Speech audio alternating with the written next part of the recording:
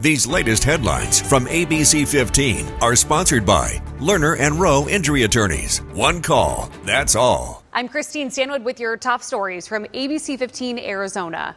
We are continuing to track this desperate search for a Valley warehouse worker after a roof collapse Wednesday night. Phoenix Fire says they are still hopeful they can find this man. We're following the search effort very closely, and of course, we will bring you the very latest as soon as we get an update. We have an update on the fiery crash near 35th Avenue in Sweetwater. Phoenix police telling us 2 people involved in that crash have died. This is after the car that crashed into a power pole caught fire. Police have not yet identified those 2 victims, but this crash is under investigation.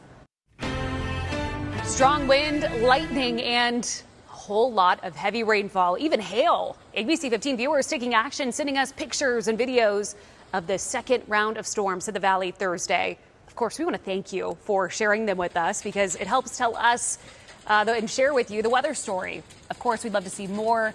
If you're able to do so safely, send them to share at abc15.com. America Votes 2024. If you're voting early in Arizona's primary election, you are running out of time. The deadline to turn in early ballots happens tonight at 7 o'clock. Earlier this week, we shared the deadline to vote by mail has come and gone, which means you can either wait until Election Day next week or turn in your early ballot at a drop box today. There are locations all across the valley. Maricopa County has created this interactive map showing you those locations and then those hours that they're open. We have a link to that posted on our website right now as part of our Arizona primary guide. You can find that on abc15.com/elections. All right, we've got a warning for you about text messages telling you that you are not registered to vote. But these texts coming from phone numbers with Utah area codes. We talked to a cybersecurity expert who recommends going online to check your registration instead of clicking on links in text messages. Well, it's nearly impossible, including for tech people, to look at a text message and figure out very quickly whether it's legit or not. So my attitude is always guilty until proven innocent. The Maricopa County Recorder's Office says you can check your registration at beballotready.vote, and it's not too late to register to vote in Tuesday's primary, but you can register for the November election. Get this, new data shows more adults around the country are choosing not to have children. The Pew Research Center finding as of last year, the share of childless U.S. adults under 50 was at 47%. The reasons why vary, with financial reasons and infertility being the most common. But the number one reason, simply not wanting to have kids.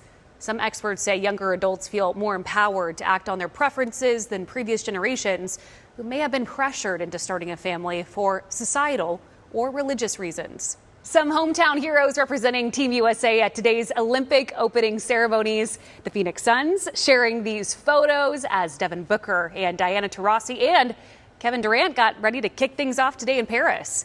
The men's basketball team tips off competition Sunday. The women will play Monday.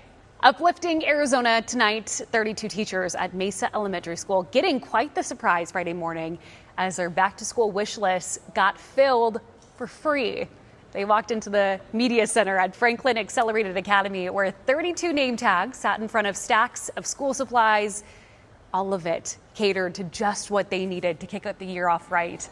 Courtesy Automotive Group purchasing thousands of dollars worth of items, a really heartfelt gesture, leaving these educators not only surprised but excited to get their kiddos back into the classroom.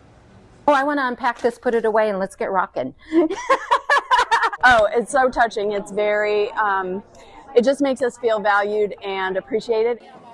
So many times, teachers are known to purchase these items out of their own pockets. So they tell us this is just a wonderful start. I'm Chief Meteorologist Amber Sellins, tracking your forecast as we head into another hot weekend here in the valley. Temperatures in the afternoon hovering around 110 degrees or so for Saturday and Sunday. We'll start the day in the upper 80s to low 90s across the valley and already hit the triple digits at noon for both days. Air quality will be moderate, afternoon ozone in the mix, but not quite as bad as we've had it throughout the week with those pollution advisories for much of this past week. The UV index, which is our burn factor, running very high, only 15 minutes to be outside before the sunburn sets in. And we do have a slight chance of isolated storms on Saturday. Futurecast really showing the best potential up to the north and out to the east, but we might see 1 or 2 isolated cells come into Phoenix. So a 10% shot in that forecast, along with a few breezes tomorrow. We'll drop to 109 on Sunday and Monday as we dry things out. And then a slight chance of isolated storms will return for Wednesday, Thursday, and Friday as temperatures start to get hotter.